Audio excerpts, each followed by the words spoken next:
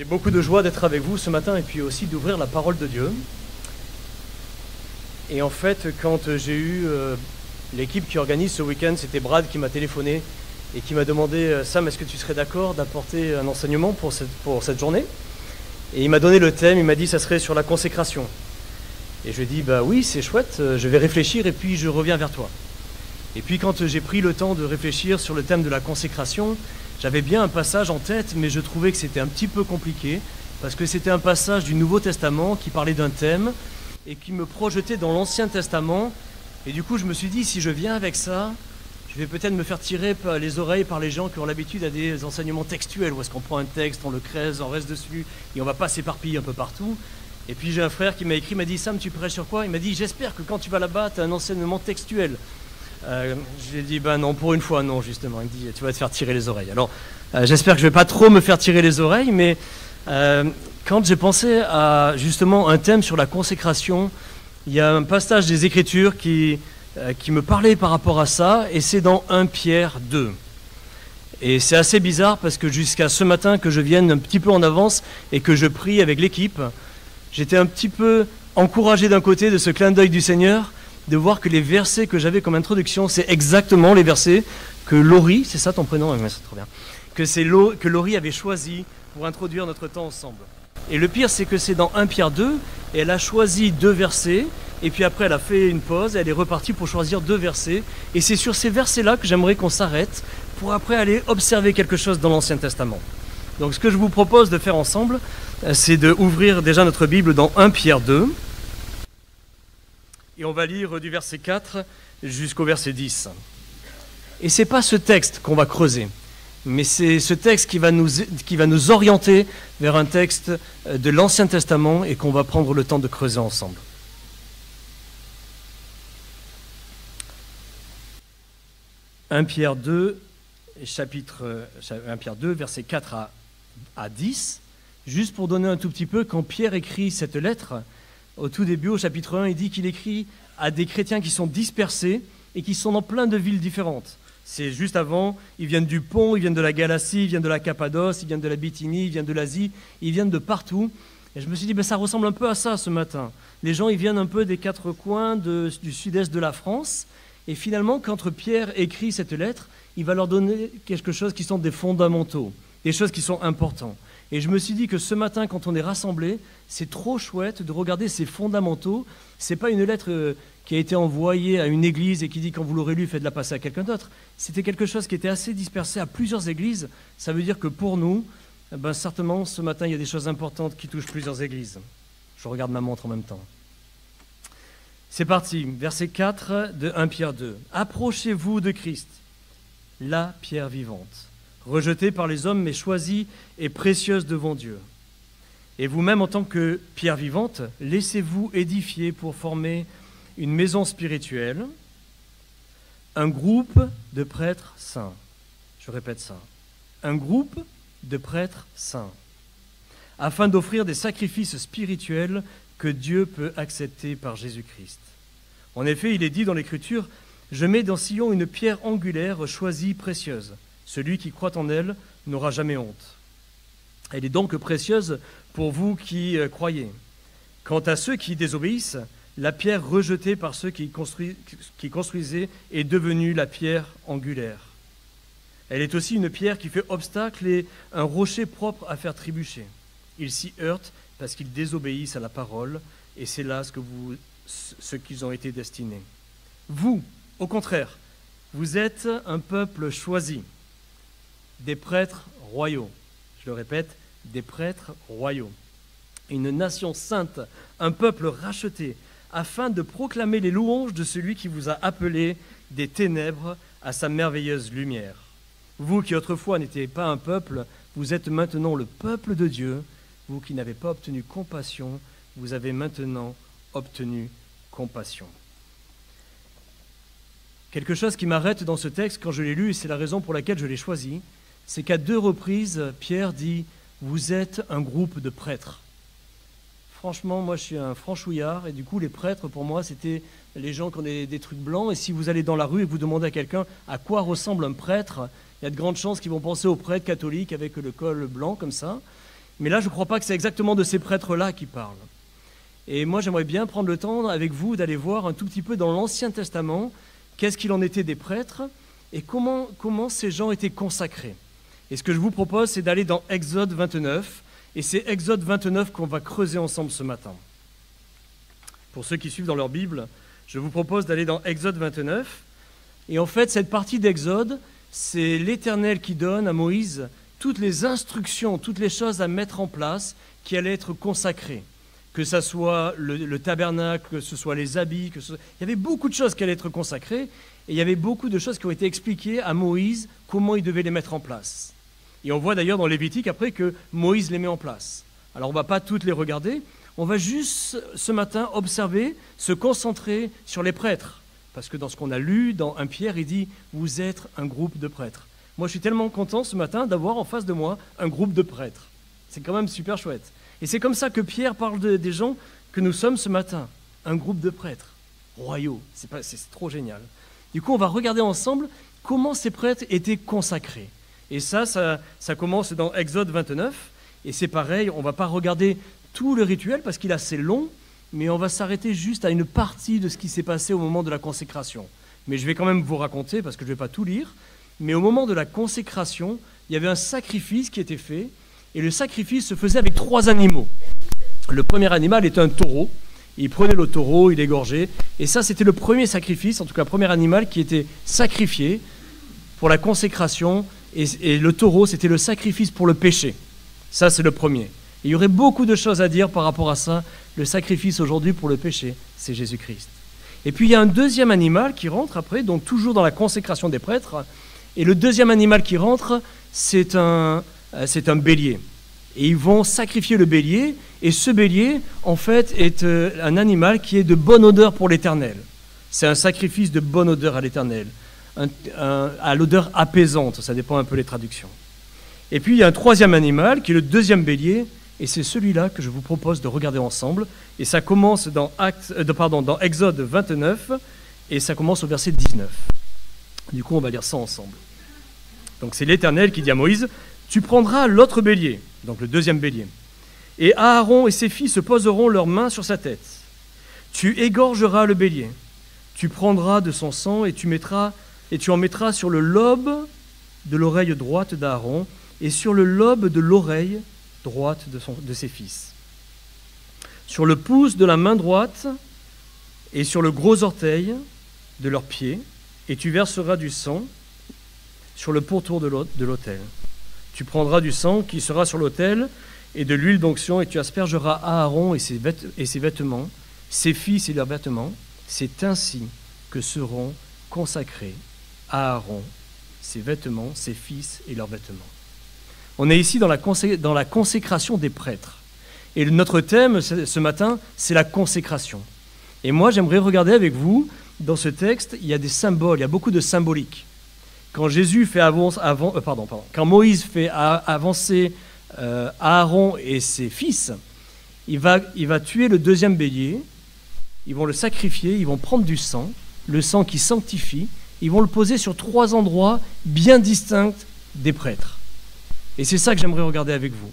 Et de regarder un tout petit peu dans la Bible, quand est-ce qu'on entend parler de ça. Et le premier endroit qu'on voit, ça va être sur le lobe de l'oreille. Il est fait approcher, il prend du sang, il vient le poser sur le lobe de l'oreille d'Aaron et de ses fils. Et c'est intéressant de se dire dans la Bible, quand on entend parler de l'oreille, qu'est-ce qu'on peut voir derrière l'oreille? Quelle est la symbolique de l'oreille? Et j'aimerais regarder ça avec vous et regarder d'abord l'oreille. Et ça m'a fait penser au psalmiste qui dit « Celui qui a créé l'oreille, n'entendrait-il pas ?» L'oreille, être à l'écoute, d'entendre, d'écouter. Et si on regarde un tout petit peu dans la Bible, quand on regarde sur le thème d'écouter, de quoi on se nourrit, finalement ce qui rentre dans mon oreille, c'est ce qui va me nourrir. Et si on regarde aussi dans Jean 10, on ne va pas prendre, mais vous pouvez regarder tous ces textes, quand on parle du bon berger, une des premières choses, un prérequis des brebis qui vont le suivre, elles écoutent, elles entendent, elles reconnaissent sa voix. Mais la première chose, c'est qu'elles écoutent. Et ce que j'aimerais nous sensibiliser un tout petit peu ce matin et nous dire, c'est mon oreille, est-ce que finalement elle est sanctifiée, est-ce qu'elle est à l'écoute? Vous savez, c'est Ésaïe, et ça je veux bien aller le lire avec vous. Ésaïe au chapitre 50, il va dire ça. au verset 4. « Le Seigneur, l'Éternel, m'a donné le langage des disciples, pour que je sache soutenir par la parole celui qui est abattu. Il réveille, oui, matin après matin, il réveille mon oreille, pour que j'écoute comme le font les disciples. » Je répète, pour que j'écoute comme le font les disciples. Le Seigneur, l'Éternel, m'a ouvert l'oreille, et moi, je ne me suis pas rebellé et je n'ai pas reculé. J'aime énormément ce texte sur l'écoute. Ésaïe va dire, le Seigneur réveille mon oreille matin après matin. Et le fruit de ça, c'est qu'il lui a donné un langage de disciple pour secourir celui qui est abattu. Vous savez quoi, c'est un fruit quand on est nourri de la parole du Seigneur, quand on se nourrit et qu'on est à l'écoute et qu'on laisse le Seigneur ouvrir notre oreille pour entendre et nous nourrir de ce qu'il veut nous dire, ben le fruit, c'est d'avoir un langage de disciple. Moi, je vous le partage de façon authentique. Je l'ai vécu en 2006. Et j'ai dit à un frère tout à l'heure, je ne savais pas que tu serais là, j'allais parler de toi ce matin. Du coup, je ne vais pas le noter. En plus, il y en a plusieurs. En 2006, dans ma vie, je suis passé par un moment difficile, mais réellement difficile. Que je sois ta personne parmi nous. Et c'était vraiment compliqué. Et si on veut parler de l'abattement et d'être abattu, j'étais réellement abattu. Et il y a quelqu'un qui m'a dit, Sam, c'est bien si tu viens au CFB. Moi, je n'avais jamais entendu parler des CFB. Ça se passait à Teen Ranch. Et j'ai eu l'occasion de venir dans un état où j'étais vraiment mal, vraiment mal. Et en fait, j'étais au bénéfice de gens qui, matin après matin, tendaient leur oreille, écoutaient, et leur langage, ce qu'ils disaient dans les cours de CFB, dans les repas. Et je me rappelle encore le matin, on commençait par des petits groupes où est-ce qu'on écoutait, où est-ce qu'on lisait une parabole, et on discutait entre nous de la parabole. Ces gens, sans le savoir, m'ont vraiment apporté beaucoup, beaucoup de secours quand j'étais vraiment abattu. Peut-être sans savoir, je ne sais pas. Mais j'ai presque envie de dire involontairement, mais ce n'est pas involontairement, mais inconsciemment. Ce qui faisait que ces gens ont pu venir à mon secours, et vraiment quand j'étais dans un moment compliqué de ma vie, c'est simplement que le matin, ils étaient à l'écoute. Alors, le matin ou pas le matin, mais c'est qu'ils avaient une oreille à l'écoute. Et j'aime beaucoup Ésaïe, c'est quelque chose de réel. Moi, j'étais au bénéfice d'Ésaïe et de personnes qui ont été comme Ésaïe, à l'écoute du Seigneur. Et finalement, leur parole, ils avaient une parole de disciple, de relever celui qui était abattu. J'ai vécu ça. Et je prie le Seigneur que je puisse être à son écoute et que de façon peut-être pas involontaire, mais inconsciente, je puisse relever celui qui est abattu, parce que je suis nourri, mon oreille est sanctifiée. L'oreille, tellement important d'écouter et d'entendre. Vous savez, ça c'est le premier aspect de l'oreille que je voulais partager avec vous. Et il y a un autre aspect, c'est aussi dans Exode. Et c'est toujours dans les prescriptions que l'Éternel avait données à Moïse. Et à un moment donné, il va parler du lobe de l'oreille. Et c'est, je regarde le texte, il me semble que c'est dans Exode 21, je l'avais noté. Oui, c'est dans Exode 21 et c'est le verset 5. Et en fait, c'est à un moment donné, quand il y a quelqu'un qui est esclave, et il va dire « J'aime mon maître, alors je veux rester à son service. » Et vous savez ce que fait le maître ? Il lui dit « Viens contre la porte, ou contre le montant de la porte. » Et comme signe, comme quoi il appartient à ce maître, qu'il aime son maître, et qu'il veut rester à son service jusqu'à la fin, il va mettre le lobe de son oreille contre la porte. Je le relisais ce matin, je dis c'est quand même un peu... Et il venait avec un poinçon et il lui poinçonnait le lobe de l'oreille. Et c'était une marque d'appartenance. Je t'appartiens, j'aime mon maître. Vous pourrez le relire, c'est dans Exode 21, verset 5. C'est l'esclave qui aime son maître et qui dit « je veux rester à son service jusqu'à la fin ». Et c'était sur le lobe que ça se marquait. C'est intéressant ces symboles qu'on trouve sur l'oreille. Et là, les prêtres, quand ils étaient consacrés, eh ben, on venait mettre du sang sur le lobe de leur oreille. Et ce que j'aimerais qu'on retienne ce matin, c'est d'avoir une écoute de l'Éternel et aussi de se rappeler qu'on a une appartenance, qu'on lui appartient parce que c'est un bon maître. Ça, c'est le premier aspect qu'on voit quand l'Éternel dit à Moïse, tu le mettras sur le lobe. Et le deuxième aspect qu'on voit, c'est sur le pouce. Alors là, je vais peut-être en faire rigoler quelques-uns, mais je m'étais posé la question plusieurs fois, pourquoi il mettait du sang sur le pouce ? Bien sûr, vous regardez vos mains. Et puis j'ai pensé à un texte de la Bible aussi que vous trouvez dans Juges. Et à un moment donné, quand je crois que c'est le royaume de Juda, en tous les cas, vont continuer après Josué à conquérir, ils vont tomber sur un roi qui était quand même un peu cruel et qui trouvait rien de mieux à faire quand il était en conquête, d'attraper les rois, de leur couper les pouces des mains et les orteils, Et il les invitait tous les jours à leur table pour les regarder galérer, ramasser les miettes au pied de la table. C'est un truc de fou quand même. Vous trouvez ça, c'est dans la Bible, hein, c'est dans Juge 1. Parce qu'en fait, le pouce, c'est ce qui nous permet de faire la pince, et c'est le fer. Alors moi, je me suis amusé un tout petit peu, en préparant ça aussi, d'essayer de faire mes lacets sans le pouce. Vous essayerez cette semaine et vous penserez à la prédication. Vous verrez, ça prend du temps. Et puis, c'est pas un super lacet. En fait, le pouce, c'est la représentation du fer. Et j'aime beaucoup, en fait, quand l'Éternel dit à Moïse, il lui dit, ça aussi, ça doit être sanctifié. Et ça m'a rappelé un texte qui est dans 1 Corinthiens 10, que vous connaissez certainement, et on peut le prendre ensemble, 1 Corinthiens 10, 31. Et il va dire que tout ce que vous faisiez, on va le prendre, comme ça je vais le lire, faites-le pour la gloire de Dieu. Que vous mangez, que vous buvez, faites-le pour la gloire de Dieu. C'est 1 Corinthiens 10, verset 31. Je vais vous le lire. Ainsi donc, que vous mangez, que vous buvez, ou quoi que vous fassiez, faites tout pour la gloire de Dieu. Ne soyez pas une cause de faux pas, ni pour les non-juifs, ni pour les juifs, ni pour l'Église de Dieu. Faites comme moi, je m'efforce en tout de plaire à tous, recherchant non mon avantage, mais celui du plus grand nombre, afin qu'ils soient sauvés. Dans tout ce que nous faisons. J'ai eu l'opportunité d'aller, pour ceux qui connaissent, au rassemblement du mouvement de Lausanne. Et j'ai beaucoup aimé que cette année, ils ont pris conscience, ou mis une grosse emphase en se disant, si on veut évangéliser le monde, parce que le mouvement de Lausanne, depuis 1974, leur projet c'est comment évangéliser le monde. C'est vraiment, c'est la 4e rencontre, et du coup ils se rencontrent à peu près tous les 15 ans, et ils se posent la question, dans notre contexte aujourd'hui, qu'est-ce qui est pertinent? Et cette année, en 2024, ils se sont dit, mais il faut arrêter de simplement inclure les gens qui sont à plein temps dans le ministère.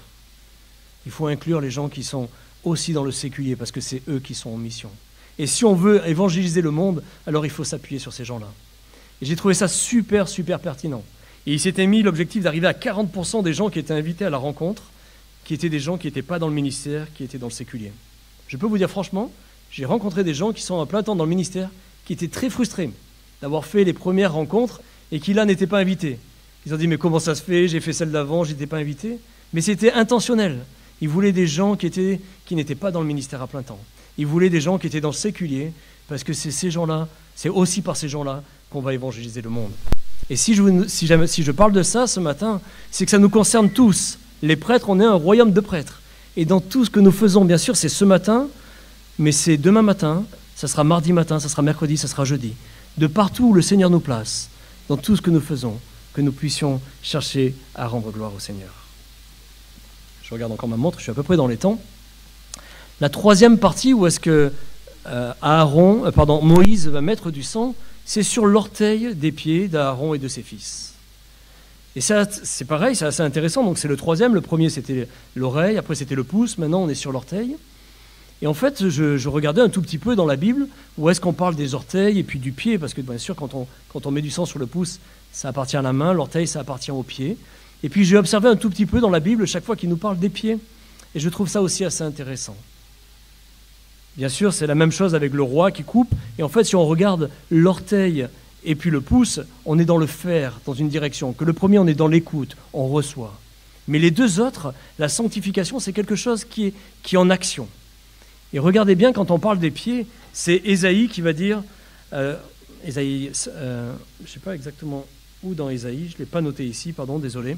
Mais c'est repris dans Romains 10, et il va dire « Ils sont beaux les pieds de ceux qui apportent une bonne nouvelle ». Romains 10, 31, on peut regarder ça ensemble si vous voulez. Et en fait, dans la parole de Dieu, quand on regarde les pieds, c'est souvent attaché avec ceux qui apportent la bonne nouvelle. C'est pas 31, pardon. 15, merci. Juste avant, il dit « Ainsi, il n'y a aucune différence entre les Juifs et les non-Juifs, puisqu'ils ont tous le même Seigneur, qui se montre généreux pour tous ceux qui font appel à lui. Mais en effet, toute personne qui fera appel au nom du Seigneur sera sauvée. Mais comment feront-ils appel à lui en celui qu'ils n'ont pas cru? Et comment croiront-ils en celui dont ils n'ont pas entendu parler? Et comment entendront-ils parler de lui si personne ne l'annonce? Et comment l'annoncera-t-on si personne n'était envoyé ? Comme il est écrit, ils sont beaux les pieds de ceux qui annoncent la paix, de ceux qui annoncent de bonnes nouvelles. Il y a 2 reprises dans le Nouveau Testament, quand on va parler des pieds, c'est rattaché à annoncer la bonne nouvelle. Vous vous rappelez, dans l'armure du chrétien, dans Éphésiens 6, il y a plein de choses. Il y a le bouclier, il y a le casque, il y a la ceinture, il y a plein de choses. Mais à un moment donné, il y a les sandales, il y a les chaussures. Et donc c'est aussi au verset 15 de Éphésiens 6, 15, et je veux le lire avec vous. C'est...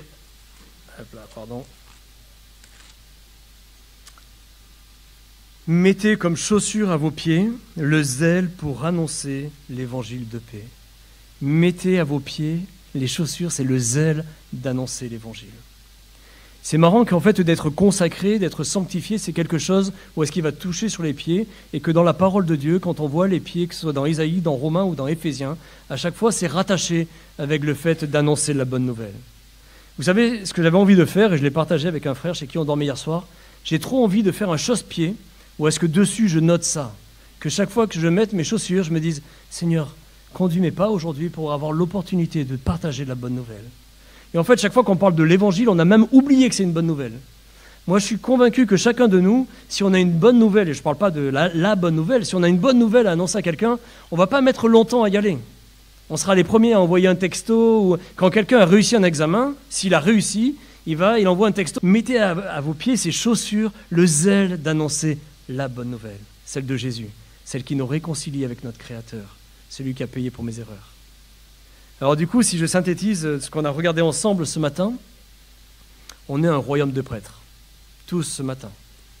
Ceux qui sont là et puis ceux qui sont aussi pas là. Enfin, ceux qui sont online ou je ne sais pas comment on dit. On est un royaume de prêtres.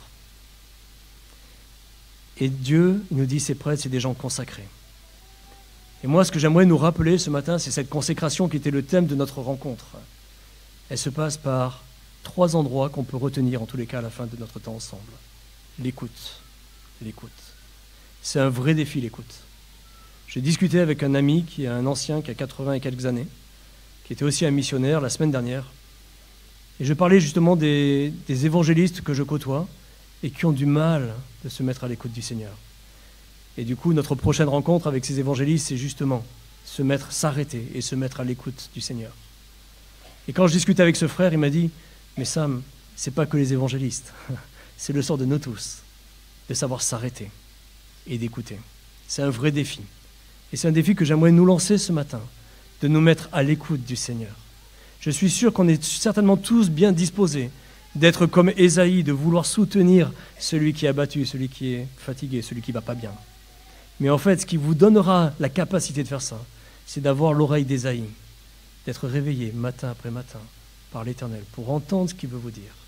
Ça, c'est le premier défi que j'aimerais nous laisser ce matin qu'on se rappelle. Le deuxième, c'est dans notre quotidien, dans tout ce qu'on fait. Moi, je ne vous connais pas beaucoup tous, je ne sais pas ce que vous faites. Mais demain matin, quand vous allez vous lever, commencez en disant cette journée, Seigneur, cette journée, elle t'appartient.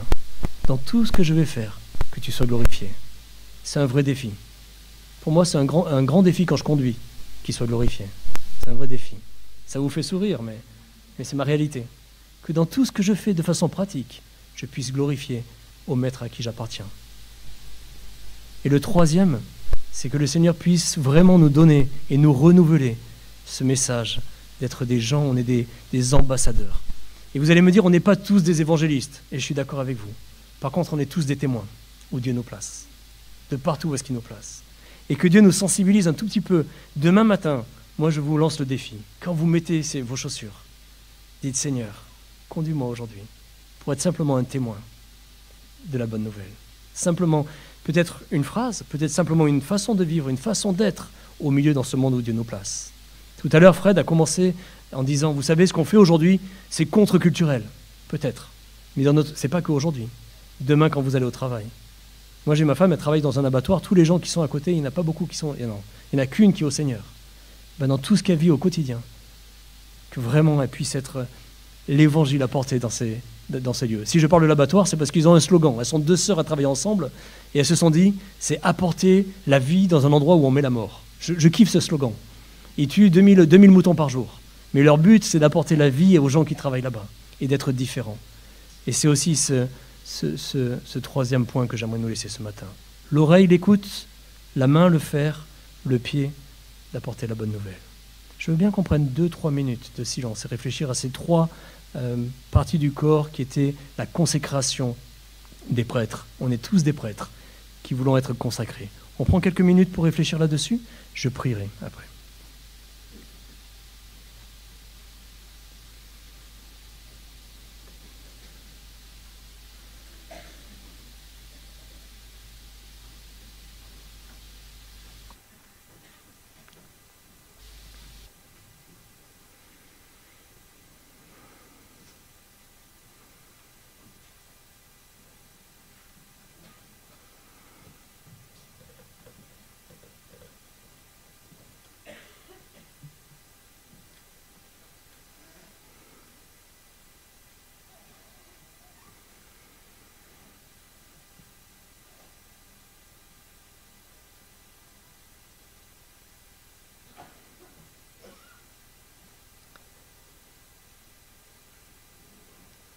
Père, ce matin, je veux te remercier pour Jésus qui est la pierre vivante. Tu nous dis c'est la pierre vivante. Père, je te remercie parce que tu nous dis que, exactement dans ce texte, laissez-vous édifier comme des pierres vivantes. Père, je te remercie pour toutes les pierres vivantes que je vois en face de moi ce matin. Je te remercie que c'est toi qui veux nous édifier pour former un groupe de prêtres, des gens consacrés. Merci, Père, de ce qu'on a pu observer dans ta parole, de comment étaient consacrés ces prêtres. Ma prière, Père, ce matin, c'est pas simplement un message qui était soit sympa, ou pas sympa. Mais ma prière, c'est vraiment qu'en partant d'ici, on puisse vraiment décider de vivre une vie consacrée pour toi, à l'écoute de toi. Père, c'est ce que je te prie pour moi. Et c'est ce que je te prie pour chacun de mes frères et sœurs qui sont là ce matin. Je te prie vraiment que Ésaïe a dit « L'Éternel ouvre mon oreille matin après matin ». Père, je te prie d'ouvrir l'oreille de mes frères et sœurs matin après matin. Père, j'en profite pour te remercier une fois de plus pour les oreilles de mes frères et sœurs à qui tu as déjà ouvertes et qui ont été en bénédiction dans ma vie. Tu les as placés en bénédiction. Je te prie, Père, que ceux qui sont là ce matin puissent relever ceux qui sont abattus. Avoir ce langage de disciple que toi tu donnes, qui nous vient de toi. Père, je te prie pour chacun de mes frères et sœurs ici, où tu les as placés, dans tout ce qu'ils font, dans leur famille, dans leur voisinage, dans leur travail, dans tout ce qu'ils font, qu'ils puissent vraiment le faire avec, comme disait Paul, un objectif, te rendre gloire. Merci, Père, de tous ces témoins que tu places ici. 23 églises que tu places dans le sud-est de la France. Merci pour ces ambassadeurs. Je suis tellement content, Père, de voir ça. Père, ranime en nous cette flamme, d'être ces porteurs de la bonne nouvelle, s'il te plaît, Père. Je te prie vraiment que demain matin, chacun de mes frères et sœurs ici et moi-même, quand je mettrai mes chaussures, je prie, Seigneur, donne-moi le zèle d'annoncer la bonne nouvelle de la paix. Merci de bénir chacun, Père, pour l'honneur de ton nom. Amen. J'aimerais bien, avant de laisser la place, relire simplement le texte d'introduction qui était « Approchez-vous de Christ, la pierre vivante, rejetée par les hommes, mais choisie et précieuse devant Dieu. Et vous-même, en tant que pierre vivante, laissez-vous édifier pour former une maison spirituelle, un groupe de prêtres saints, afin d'offrir des sacrifices spirituels que Dieu peut accepter par Jésus-Christ. » Et c'est pas trop chouette de savoir que le seul moyen de vivre tout ce qu'on a entendu, ça se passe par Jésus-Christ. Si le fait qu'on ait des prêtres saints, c'est accepté par Dieu, par Jésus-Christ. Et le dernier chant qu'on va chanter ensemble, c'est pas moi, mais par Christ en moi. Et j'aimerais trop qu'on puisse chanter ça comme une prière pour se l'appliquer. Amen.